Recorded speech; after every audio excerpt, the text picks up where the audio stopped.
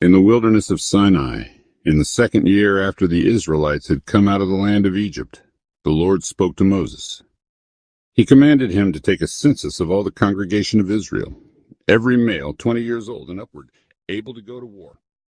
This was no ordinary counting. This was a solemn act of consecration and preparation. The tribes of Israel were to be numbered, each according to their ancestral house, because God was establishing them not merely as wanderers, but as a holy nation, a people set apart.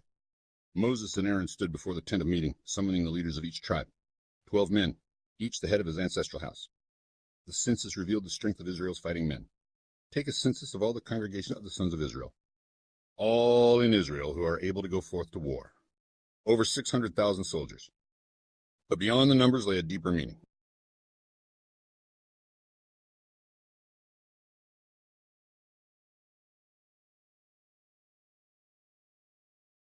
According to Catholic theology, Israel's camp foreshadows the Church herself, structured, ordered, and united in purpose. Just as Israel was called to be a kingdom of priests and a holy nation, so too is the Church called to be a visible sign of God's presence in the world. Next, the Lord gave instructions for the arrangement of the camp. Every tribe had its appointed place, surrounding the sacred tent where God dwelled among his people. The eastern side was reserved for the tribes of Judah, Issachar, and Zebulun. Judah's banner always leading the way, for it was from the line of Judah that the Messiah would come. The southern side held Reuben, Simeon, and Gad. To the west were Ephraim, Manasseh, and Benjamin. To the north, Dan, Asher, and Naphtali. At the very heart of the encampment stood the Tabernacle of the Covenant, the dwelling of the Most High.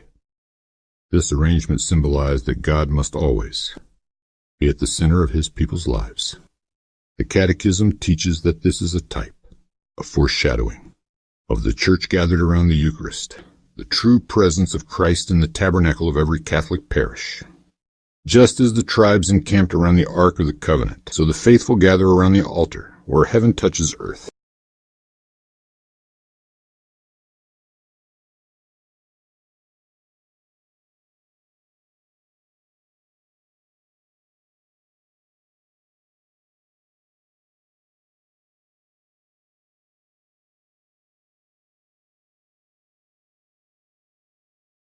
God then appointed the Levites for a unique role.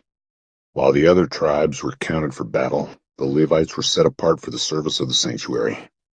Behold, I have taken the Levites from among the sons of Israel. They are wholly given to me, for all the firstborn are mine. The Levites guarded the tabernacle, cared for the sacred vessels, and assisted Aaron and his sons in the priestly ministry. This prefigures the Catholic priesthood, by which certain men are consecrated to serve the mysteries of God on behalf of the people. The duties of the Levites remind us that holiness requires reverence, sacrifice, and fidelity. For if any outsider came near the sacred things, he would die. God was teaching his people the seriousness of divine worship, preparing them for the day when the true high priest, Jesus Christ, would offer the perfect sacrifice on the cross. In these chapters, the Lord also commanded the laws of purity. Lepers and those defiled by contact with the dead were to be set outside the camp until purified. These rituals were not merely external. They taught Israel, and they teach us, that sin separates us from the life of God. Under the new covenant, Christ heals us through the sacrament of reconciliation, restoring us to full communion with his body, the church. Finally, the people were consecrated by the priestly blessing. The Lord bless you and keep you. The Lord make his face to shine upon you and be gracious to you. The Lord lift up his countenance upon you and give you peace. This blessing is still used by priests today, a sign that God's favor rests upon his people forever.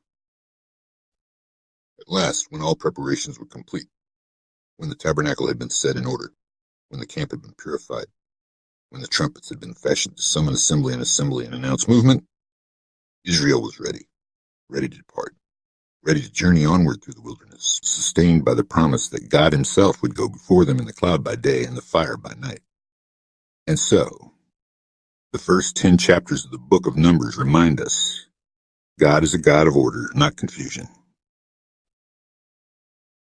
He calls his people to be holy, set apart, and attentive to his voice.